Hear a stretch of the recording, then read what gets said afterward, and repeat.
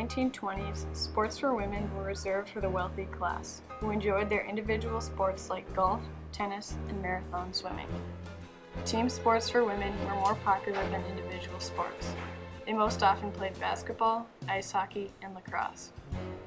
Women's and girls' athletics had just begun to be more possible in the 1930s. Without early developments such as the Women's Athletic Association, established in 1929, the All-American Girls Professional Baseball League would have been less successful and less accepted. Early organizations like the WAA served as stepping stones to a huge turning point in women's athletics, the All-American Girls Professional Baseball League. The formation of the AAGPBL reflected new opportunities for women, but femininity was still present. A major factor for the development of the league was because of the large amount of men involved in World War II. Major League Baseball had a real possibility of being shut down for the duration of the war.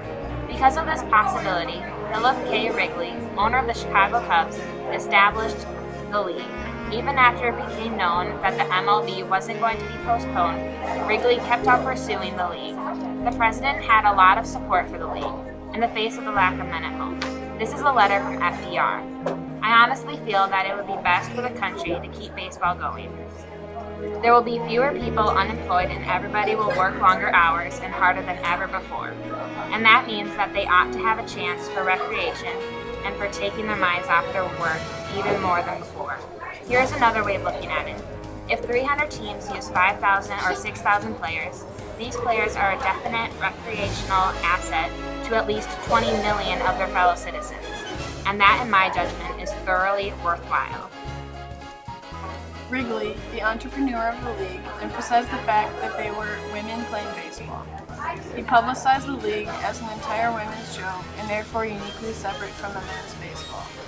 He attempted to achieve this way of publicizing by designing a feminine uniform, by creating player conduct rules, by assigning team chaperones, and by teaching players the feminine charm. The designing of a feminine uniform came from tennis, field hockey, and figure skating uniforms of the time. The uniform consisted of a one-piece dress with a short, full, flared skirt.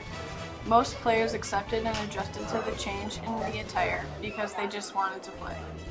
Joyce Hill Westerman admitted, "I was embarrassed to play in skirts to begin with. I just love to play ball so much, I told myself, it can't matter. It doesn't take me long to adjust." We're the members of the All-American League. We come from cities near and far. We got Canadians, Irish ones and Swedes. We're all for one, we're one for all. We're all American. Femininity was emphasized in these behavioral rules that they had to follow off the field. The chaperones were women who kept a close eye on the players so their parents didn't have to worry. They supervised the players' behavior off the field and took good care of them. Without the chaperones, many 15 to 20-year-olds would not have been a part of the league because their concerned parents would have kept them home. Madeline Maddie English explained, "My mother and father were reluctant to let me go at first because my brother and sister were in the Marines, but they were both sports-minded. They followed me a week later and met Wrigley, the managers, and the chaperone. They saw that things were well conducted and that we were well taken care of and that they kept us busy." In order to promote the league as an acceptable league, they offered the players training in feminine charm. An international beauty salon taught the players the proper way to put on makeup, posture, and the proper way to carry oneself as an entertainment spectacle. Many sports writers ridiculed the beauty training. However, some players responded positively to the beauty training. For example, Tibby Eisen responded positively. Charm school was only during spring training when everyone was together. I loved it. Being from Los Angeles, I was used to following the movie stars. I wanted to learn to walk and dress and talk. And to me, it was the right thing. They were wonderful, beautiful teachers. Isabel Lefty Alvarez recalled her league experience at the league reunion in Syracuse, New York in 2003. For Lefty, success in life did not depend on formal education. Instead, as she was quick to point out, the league provided her with what she needed to be an independent woman. "I am here in America," she explained, looking back on her life years later. "I have money, I retired from a good job, and can buy what I want. That is all true because I played in the league." And it wasn't only her opportunity to immigrate and have access to a well-paying job that the league provided. Being in the league, playing professional baseball, gave her the education she needed. It taught her how to fight, how to lose, and how to win, and most important, to never stop swinging. Women ball players, though eternally grateful for their opportunity to play baseball, were also faced with many newfound challenges. Rules and guidelines were confining and gave the manager unnecessary power over them, even though they were grown adults.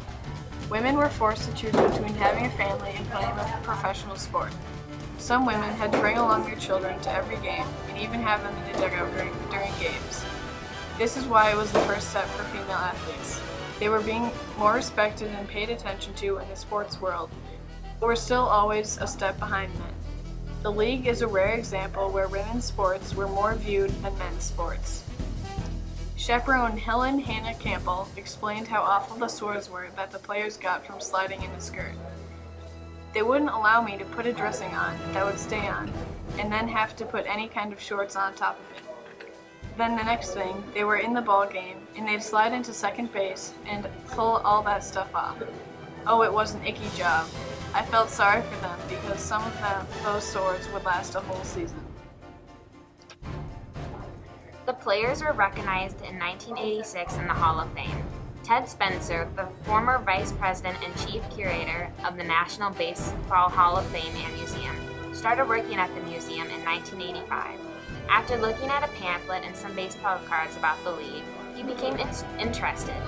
After an article was written in the LA Times calling for the league artifacts for the exhibit, the museum's collection of artifacts vastly grew, enough for the exhibit to open. We wanted to deal with the umpires and college girls too. We wanted to go where the story takes us, like the Philadelphia Bobbies. The exhibit not only informed about the league, but also about umpires and other women's athletics. On regular November days, 300 to 400 visitors came to the Baseball Hall of Fame and Museum. On the day the new exhibit opened on November 5, 1988, over 1,100 people came to see it. This provided the public with more information about women's sports throughout history.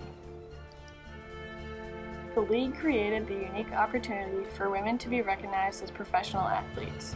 There was still a major inequality between men's and women's sports. The formation of the league happened because there were not enough men, and the men took the place of the women professional baseball athletes once they returned to the U.S. However, though the AAG-PBL only served for a time, women became more recognized and appreciated, which is a sentiment that would go beyond the time of the war.